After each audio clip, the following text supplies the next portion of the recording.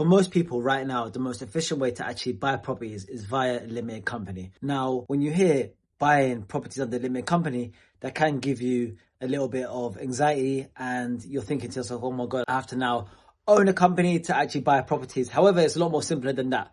It's very easy to set up. And once it's set up, you can use that company to actually then invest in properties.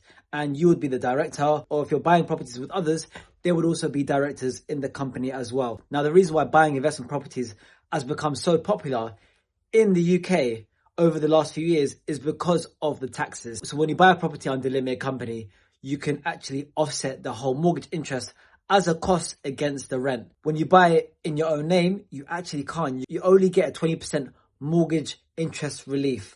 So if your interest payment on your investment property is £1,000 a month, then you can only offset £200 of that. However, if you buy it under a limited company, you can offset the whole £1,000 against the rent. So you only pay tax on the profit. The tax as well ranges from 19% up to 25%, depending on how much profit you make in the year. And it's due to things like this that it's made it a lot more tax efficient for a lot of people. So to actually set up a limited company, you can simply go on Google, type in limited company, and then you could do this through the Companies House website.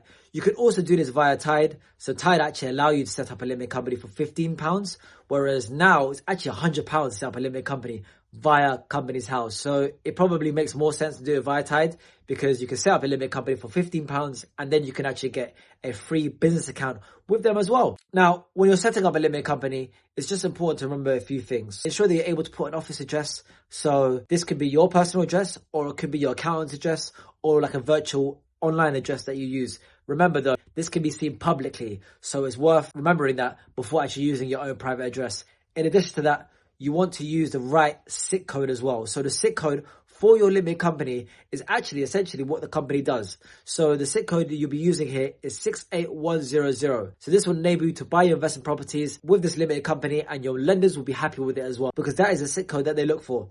That and also 68209 is also widely accepted as well. And it usually won't take any more than 30 minutes to actually set up your limited company. Within 24 to 48 hours, you should then see the limited company on Google. So when you type in the name of the limited company, you should then see it pop up on Google. Now, with regards to the name, don't obsess over this too much. You don't have to worry so much about what name you give it. You can change this at any time.